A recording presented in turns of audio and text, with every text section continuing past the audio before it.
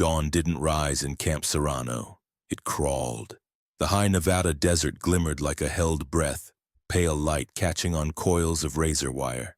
Dust rolled in slow ghosts across the yard, disturbed only by boots and clipped orders. It felt like a morning hanging by a thread. Inside the operations bay, screens hummed. Cold blue light flickered across equipment racks and tired faces. The air smelled like coffee burnt an hour ago and gun oil that never faded.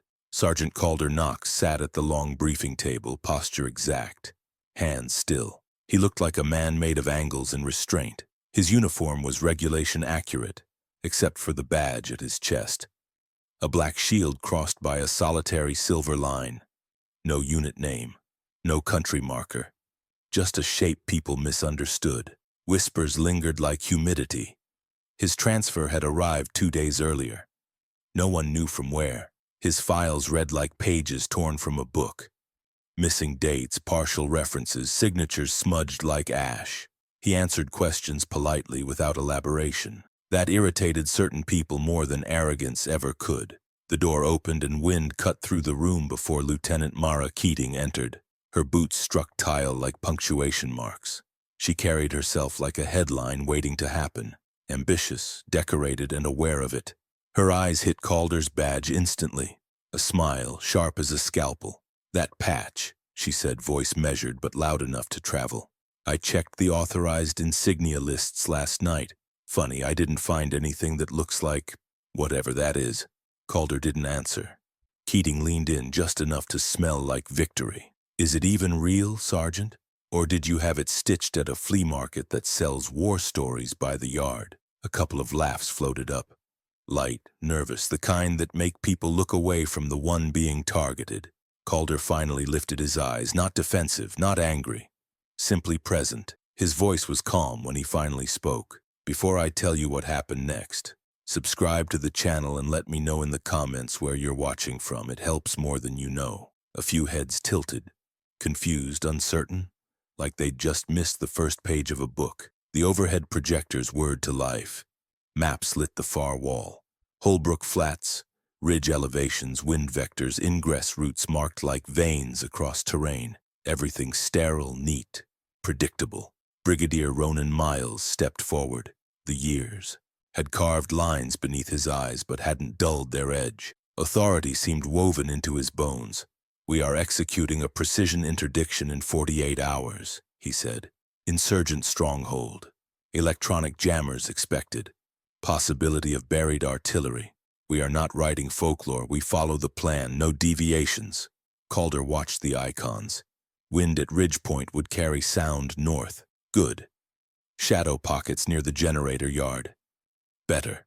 Keating folded her arms, glancing back at Calder like she was assessing a loose bolt in the hull. Assignments began.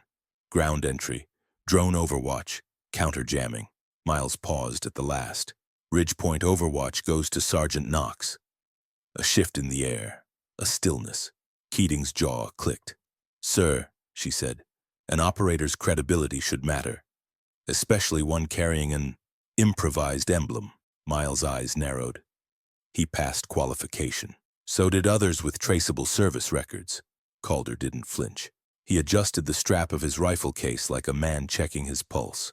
Miles exhaled slowly. "Sergeant Knox, my office after briefing. There are inconsistencies in your record that require clarification."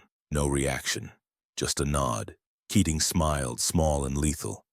A predator savoring the moment before the strike. Outside, the desert wind hit the windows. Dust rattled like bones in a tin can.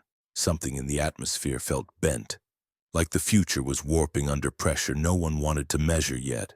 Calder's fingers brushed against the black shield badge, quietly, almost like memory. People mocked what they feared, and they feared what they didn't understand. Holbrook Flats waited on the map, a trap disguised as coordinates, and somewhere behind the classified layers of his personnel file, behind the erased deployments and redacted after-action summaries, a truth waited like a coiled spring.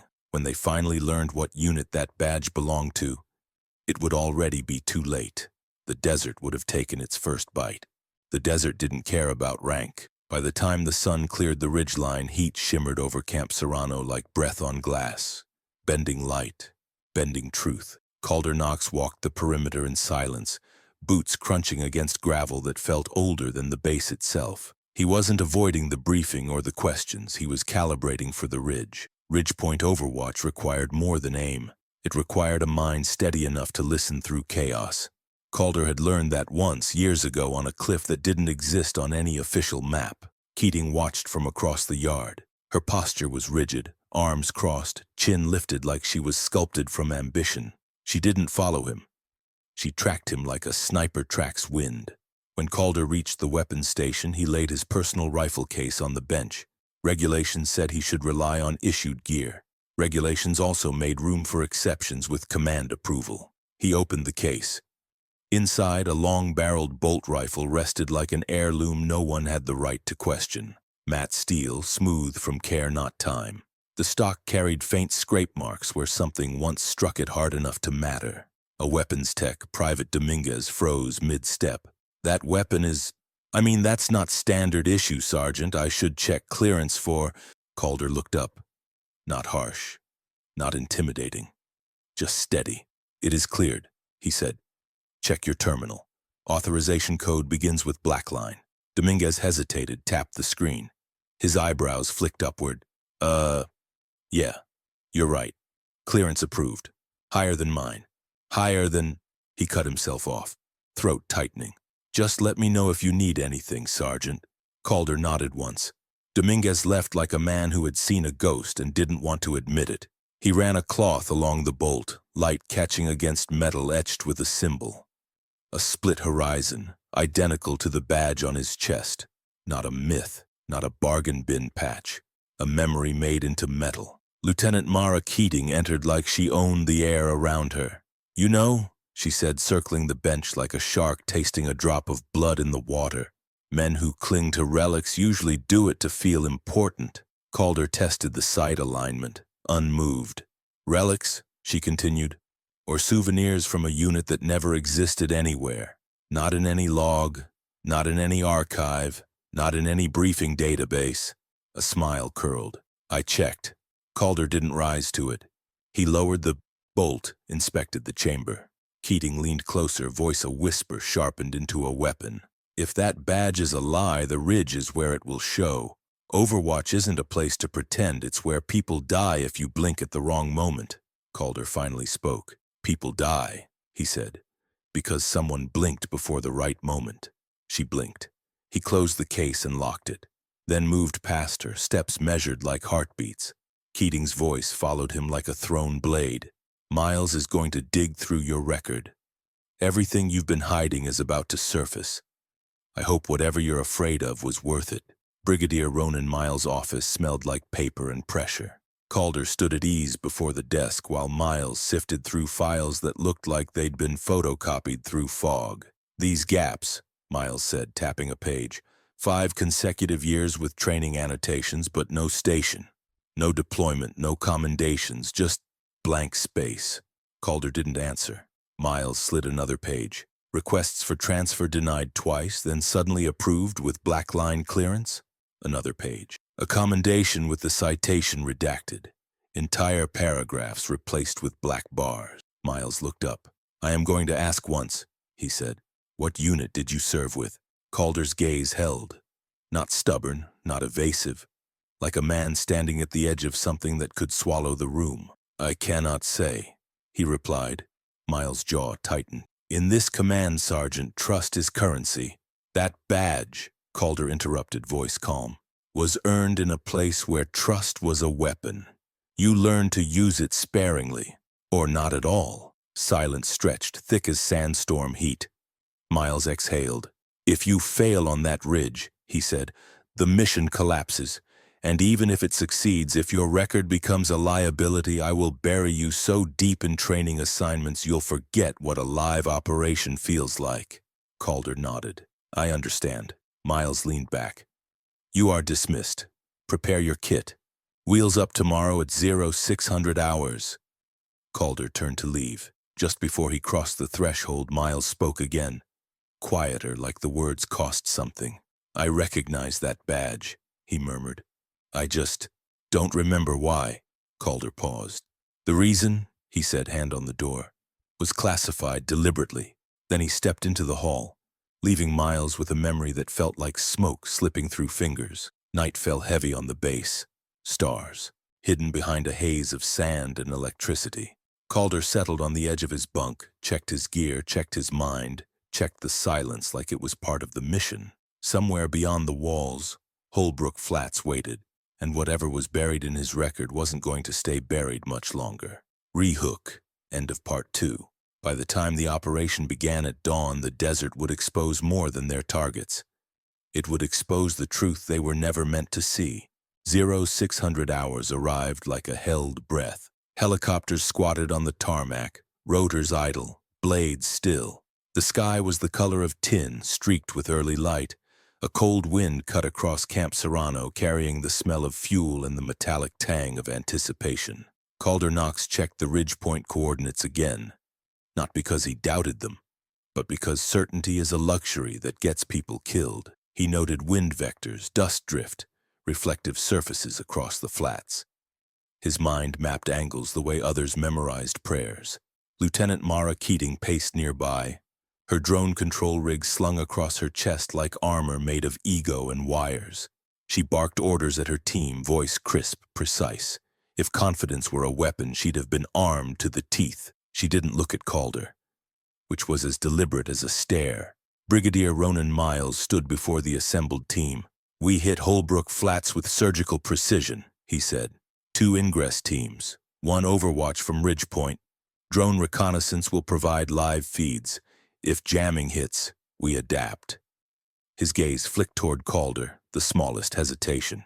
"Sergeant Knox makes the final overwatch calls." Keating's head snapped toward him. "Sir, that is not a debate," Miles snapped. The tension felt like a match poised above dry earth. They lifted off. The helicopter vibrated through bone and thought. Heat built around the cabin as the desert sun rose, slashing gold across rust-colored dunes. Calder sat calm, rifle case braced between his boots. The badge on his chest reflected a sliver of morning light, silver line flashing like a signal only ghosts could read. Keating sat across from him, harness clipped, headset on. She leaned in, voice filtered through the engine roar. "You know what happens when someone's badge doesn't match their record?" she asked. Her smile was all teeth. "They get exposed. In front of the people they disappoint." Calder didn't answer. He watched the horizon instead. "That's the thing about secrets," Keating continued. "They rot, even the pretty ones." Calder spoke without shifting his gaze. "Some secrets keep people alive." Her jaw clenched. The helicopter banked hard. Holbrook Flats came into view. Scarred earth, scattered structures, concrete slabs like old bones. Static crackled through the comms. "Jammers are spiking already," Keating muttered. "This is earlier than predicted." Miles' voice cut through. "All units prepare for disembark. Ridgepoint in 10. Calder reached the ridge like he belonged to it. He set up position. Bipod planted, elevation adjusted, stability checked. He didn't rush. Every movement was a conversation with the earth. The wind shifted. He felt it first, skin prickling. Then he saw the shimmer of heat bloom differently across the compound, a distortion unnatural for this time of day. He keyed the comm. "Drone feeds. Confirm secondary heat signatures north quadrant." Silence, then static. Keating's voice crackled back, strained. "I'm trying, hold on." Calder sighted in, breath settling. Through the scope, shapes emerged in layers, the world separating into threat and backdrop. Something was wrong. "Command," Calder said, tone even. "There are concealed positions near the generator yard. 3 shooters minimum. They're waiting for the entry teams," Miles responded. "Drones don't show anything." "The ground does," Calder replied. A pause, the kind that feels like a coin flipping in the air. "Entry teams, hold," Miles ordered. Keating swore under her breath. "How are you seeing what the system can't?" she demanded. Calder adjusted his scope a fraction of an inch. "Systems don't feel wind or listen to heat. They calculate. They don't understand." Static surged, then cut. Alarms flared across the comms as gunfire erupted from the compound. Not from the locations the drone feeds had mapped. From the places Calder had warned about. Keating's voice came sharp. Entry teams pinned. South corridor is a kill box. Calder didn't hesitate. Ground team, crawl 2 meters left. Shadow pocket by the wall. Hold. There was no room for doubt in his voice. Only instruction. Shots cracked. Not rapid, not frantic. One pause, each round placing a problem to rest. The Ridgepoint rifle spoke like memory, like inevitability. Ground team voices steadied. Overwatch, target down. Confirmed. Another burst of gunfire. Calder tracked the source before sound fully formed. He fired. The round found a hinge on a rusted door frame, ricocheted, and struck exactly where the muzzle flash had bloomed. Keating stared at the drone monitor, breath caught in her throat. That's impossible, she whispered. Calder didn't look away from the scope. Impossible is usually poor planning. He keyed the comm. Miles, your secondary extraction point is compromised. You need a new route. North Culvert. Miles' voice returned, and the arrogance was gone. How do you know that? Calder's voice dropped, low, quiet, something like confession and warning stitched together. Because I have seen this trap before. Keating froze. What unit teaches that? She asked, voice thin. What unit were you with? Calder exhaled, the sound like dust settling. The one they deleted. Keating's next question died in her throat. Because at that moment the Admiral's encrypted terminal finally unlocked Calder's file, and the first classified line on the screen made the room go silent. In the command center, Brigadier Ronan Miles stared at the terminal as if it were a live explosive. The clearance request he'd submitted 30 minutes prior had finally processed, but instead of pulling Calder Knox's record from familiar databases, the system shifted to a black interface. No insignia, no branch, just a stark header, black line access, only restricted Onyx clearance. The cursor blinked like a heartbeat. Miles entered his highest-level credentials. The screen hesitated, then unlocked. A file populated not in paragraphs or reports, but in fractured fragments. Project Ghostline. Detached Operations Initiative Operator Knox Calder R. Status: archived, unredacted operational years not listed. Confirmed actions. Data expunged. Miles swallowed hard. He scrolled. Ghostline Protocol. When conventional command structures collapse, when intelligence fails, when operations degrade beyond prediction, Ghostline assets intervene. Quietly, irregularly, without record. Success is measured in survival, not recognition. He scrolled further. Badge description: black shield, silver horizon, silence between thunder. A line beneath it struck him like a blow. Unit disbanded following political review and asset exposure risk. Operators reassigned under false training classifications. Records sanitized. Do not acknowledge. Miles leaned back as if the wind had punched him. He remembered that badge now, not from a briefing but from a whisper, a rumor, a myth traded between commanders at 2 a.m.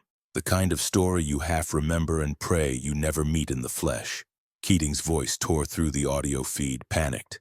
Ridgepoint, confirm we're getting shredded down here. On the ridge, Calder Knox adjusted his breath.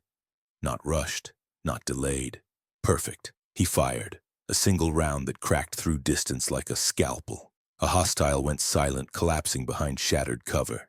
Entry teams regrouped. Calder heard recovery in their breathing.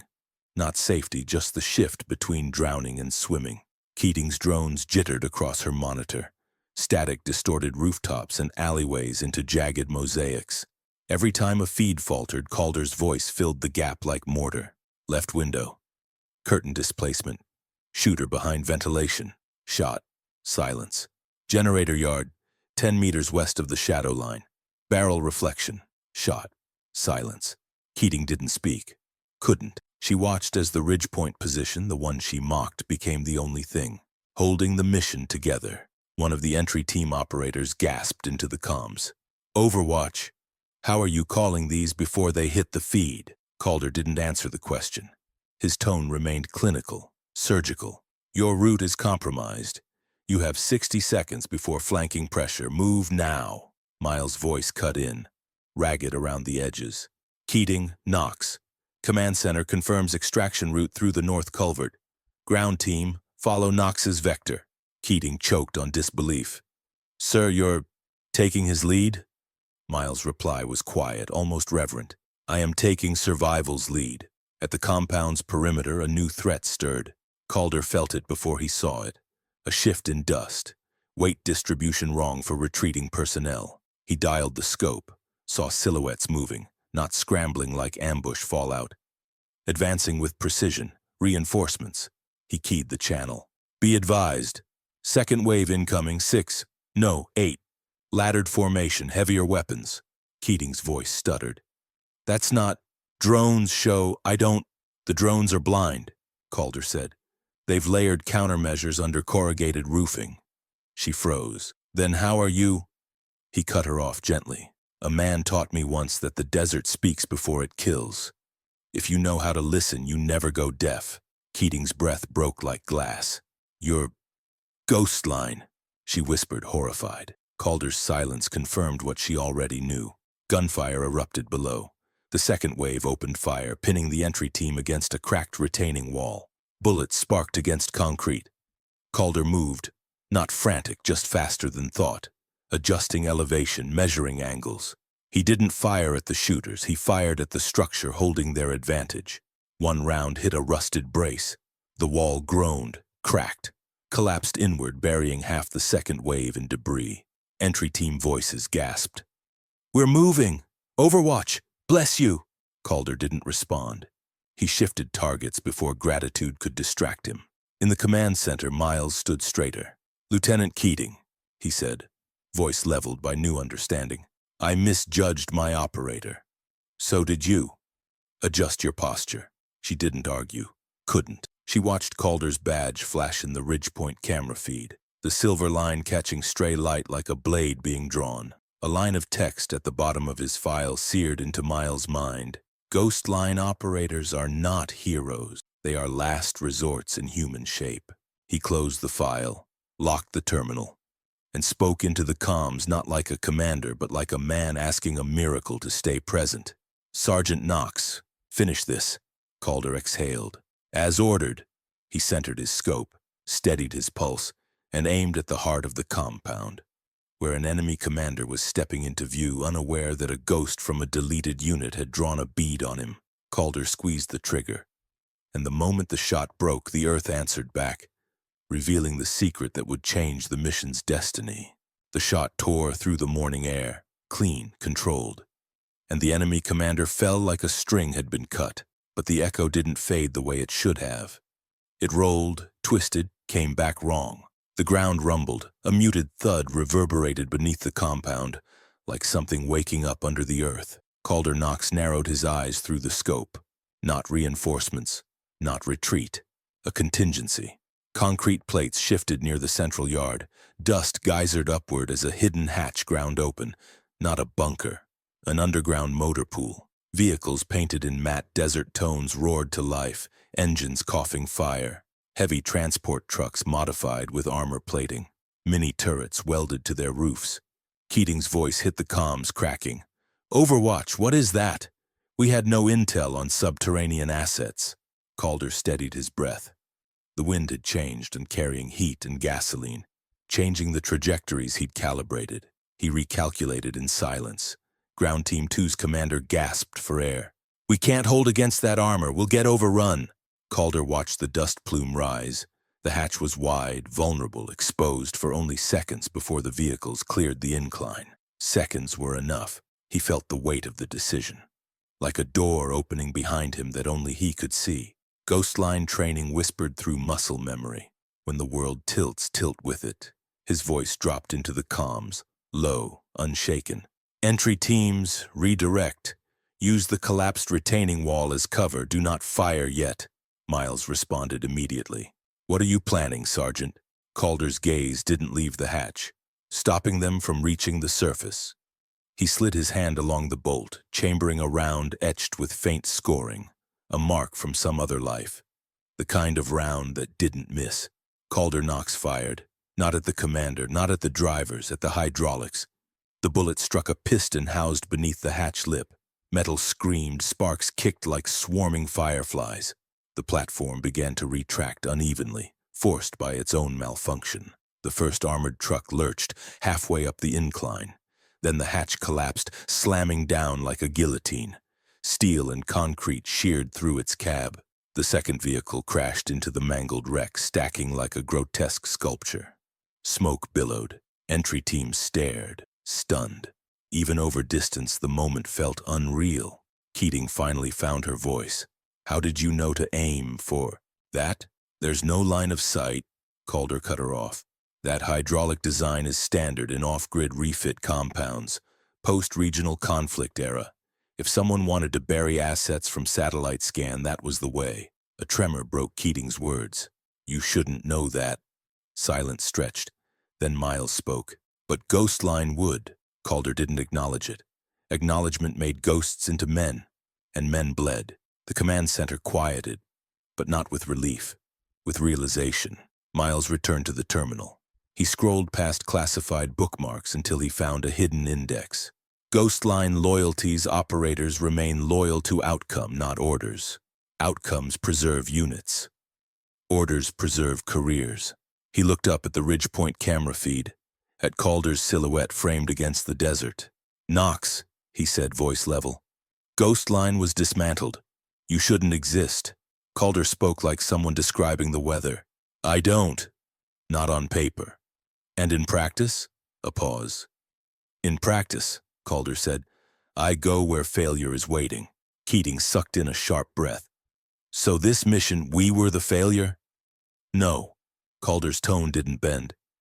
"You were the target. Holbrook Flats is bait. It's designed to break new command structures. Whoever rebuilt this compound needed a catastrophe to pin on someone." The implications hit like a detonator.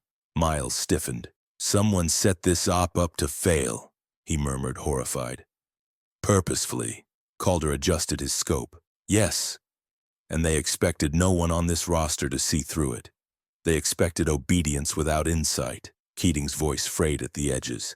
"I mocked you. I thought you were hiding incompetence." Calder inhaled. "I was hiding obligation." Movement flickered below. A final wave of enemy personnel retreating toward a radio tower. Not to regroup, to transmit. If the transmission reached the right brokers, the mission would be reframed in an instant. A failure, a betrayal. Careers erased, lives dismantled. Calder whispered to no one. "Not today." He adjusted the shot. Wind, heat, vibration. He felt the earth speak, not words, but alignment. The tower relay cracked under his bullet, sparks spitting like angry stars. The signal died in its throat. Enemy fighters froze, looking skyward like they were searching for the ghost that hunted them. Miles exhaled.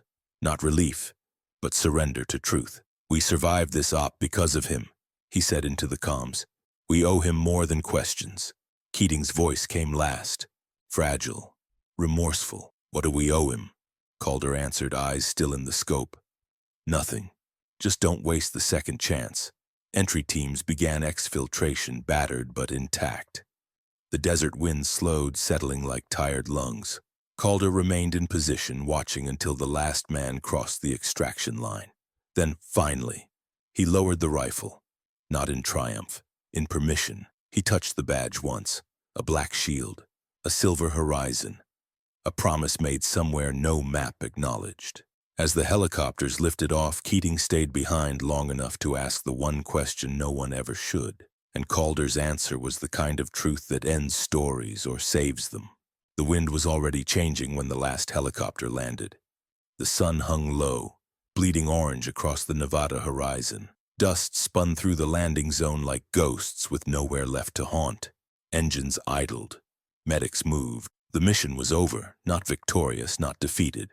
Just survived. Calder Knox stepped off the ridge transport, boots touching tarmac with the quiet finality of a door closing. His rifle case bumped gently against his leg, an extension of the man rather than his weapon. Lieutenant Mara Keating waited near the hangar, not blocking his path, not matching his pace, just waiting. When he reached her, she didn't speak. She handed him a canteen, water sloshing inside, a gesture, not an apology. Calder took it, sipped once, then set it on the nearby crate. Keating inhaled, steadying her voice.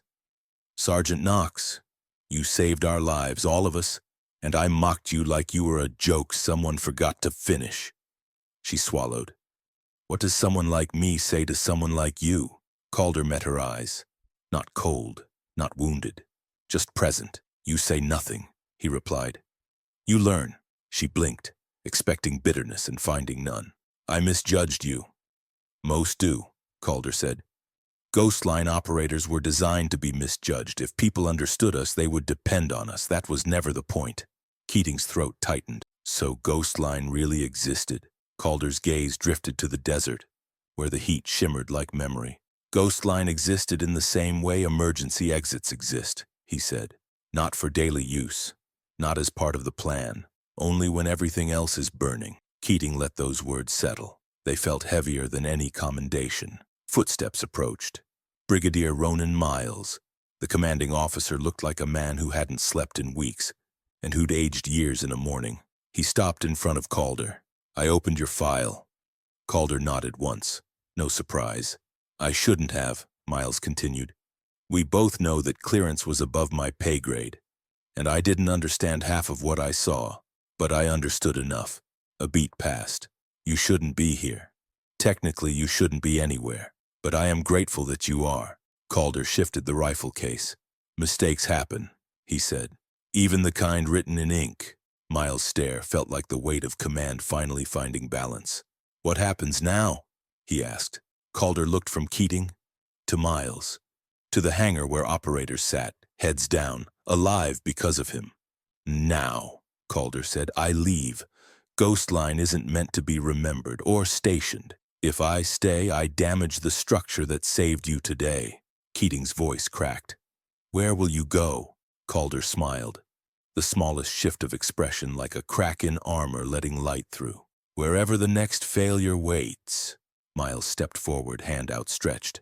Before you go, his voice lowered, I won't insult you with a medal. Ghostline wasn't built for display cases, but I will give you something better. He extended his hand.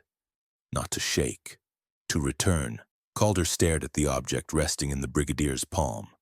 A clearance card, matte black, the same horizon emblem burned into its surface. This was in the system under your name, Miles said. Classified years ago. Marked as lost. I think it belongs with you. Calder accepted it, sliding it into his pocket like a bookmark keeping place in a story no one else had permission to read. He turned to leave. Keating called out. Wait. Calder paused. Tell me one thing, she said. Ghostline, were you the best? Calder didn't turn back. No, he said. We were what was left when the best were gone. The answer hit like a truth pulled from a wound. Painful, clean, final. Calder Knox walked toward the open gate. The base lights flickered on one by one, silhouetting him against the dying sun like a ghost stepping back into the world that forgot it needed him. He didn't wave. He didn't look back. Ghosts rarely do. And somewhere between one step and the next, the man disappeared into the landscape, not vanished, but reabsorbed by the duty that shaped him. The wind carried his badge's reflection, a silver line across black, like the last heartbeat of a story no report would ever tell. He was gone, but the lesson stayed. Some heroes are forgotten on purpose. Some legends are redacted for survival. And sometimes the ghost you mock ends up being the last person who stands between you and the dark. If you've been listening this far, subscribe to the channel and let me know in the comments what time it is where you're watching from. It helps more than you know.